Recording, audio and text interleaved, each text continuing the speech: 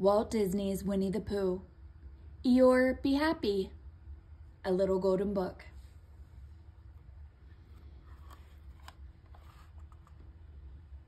Winnie the Pooh. Eeyore, be happy. Written by Don Ferguson. If Pooh had felt any happier, his stuffing would have popped. That's the sort of day it was in the 100-acre wood. Fluffy white clouds were keeping the sun company. Chirping birds were keeping the trees company. And Piglet was keeping Pooh company on the path to Pooh Sticks Bridge. A fine day for playing Pooh Sticks, Pooh said, bending over to pick up a small branch. A perfect day, Piglet agreed, finding a stick for himself. Holding their Pooh Sticks, the two friends hurried on to Pooh Sticks Bridge. If you've never been to the 100-acre wood and played Pooh Sticks, you probably don't know how to play the game. Pooh Sticks is easy. It was invented by Pooh, who isn't a very complicated bear. When they played, Pooh and Piglet just dropped their sticks into the river. Then they ran over to the other side of the bridge. If Pooh's stick floated out first, then Pooh won.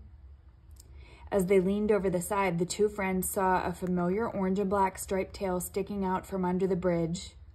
"That's Tigger's tail," exclaimed Pooh. "Do you think he's lost it?" Piglet said in a worried voice. "No," said the tail. "The rest of me is here too."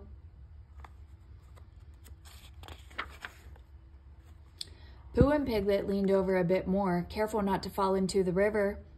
There was Tigger sitting on the riverbank below. "Whatever are you doing there?" Pooh said. "Why aren't you having fun bouncing?" Bouncing was what Tigger liked to do best. "Eeyore spoiled everything," Tigger answered. "He said that nice weather like this is earthquake weather. He said the 100-acre wood would probably have an earthquake today. I'm staying under the bridge until it's over, and you'd better too."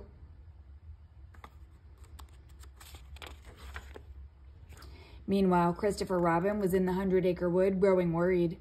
He hadn't seen Pooh or Piglet all day, so he decided to start looking for them. First, he looked in Pooh's heffalump trap. Sometimes Pooh or Piglet fell in the trap. They weren't there. Then Christopher Robin went to Rabbit's house. Pooh and Piglet often went there for lunch, whether Rabbit invited them or not. But Rabbit said he hadn't seen either of them all day.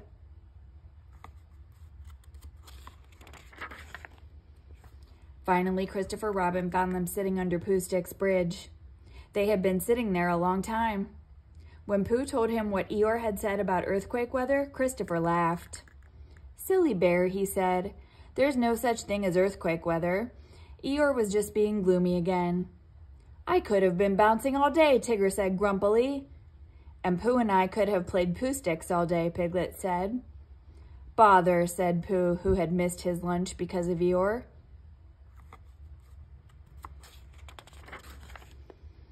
Pooh led the way to the gloomy place where Eeyore lived. They found the little donkey nibbling at a patch of thistles near his gloomy little house. "You said there was going to be an earthquake, Eeyore," Tigger said, "and you spoiled our whole day." Eeyore could tell by the tone of his friend's voice that he was annoyed. "Why do you always have to be so gloomy about everything?" asked Piglet. "It's nicer to be happy than gloomy," said Pooh. "Perhaps it is," Eeyore agreed. "But I don't know how to be happy. Nobody ever showed me."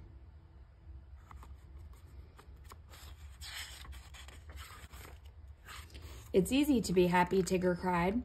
"Just follow me." Tigger started bouncing off across Eeyore's gloomy place. Eeyore took a few practice bounces, then bounced off behind Tigger. Feeling very happy, Tigger bounced higher and higher.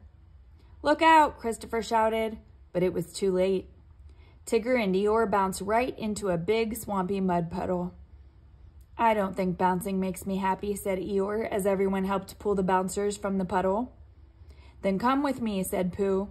"I'll show you what makes me happy."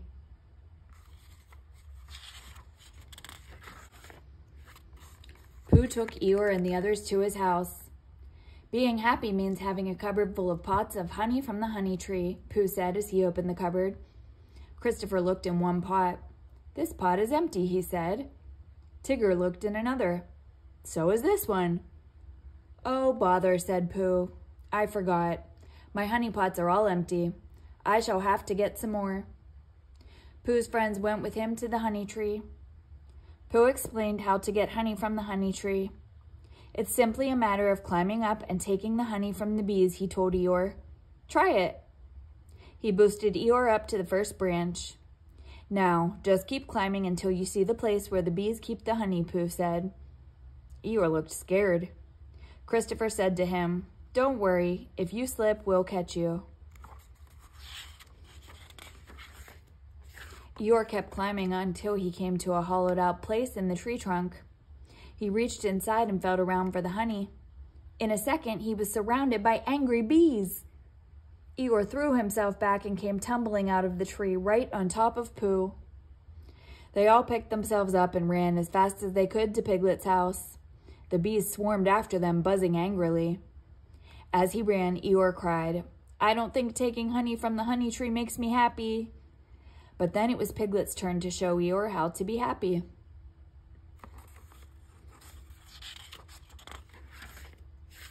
Luckily, the bees didn't follow them all the way to Piglet's house. Once they were there, Piglet said, I feel happy when I'm painting my house, Eeyore. Why don't you try it? He went to the garage to get some paint. Eeyore had never climbed a ladder before. Piglet tried to hold the ladder to keep it from shaking, but Piglet was small and the ladder was big and Eeyore was shaky. Halfway up the ladder, Eeyore tripped on his own tail.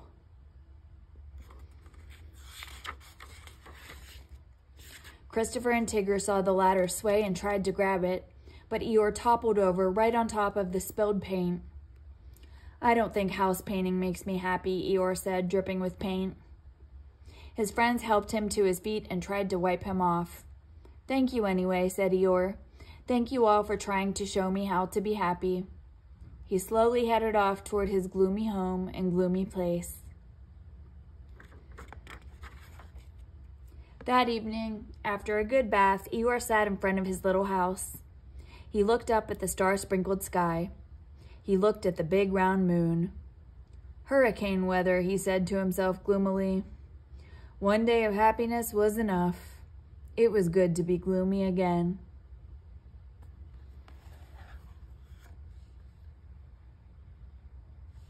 The end.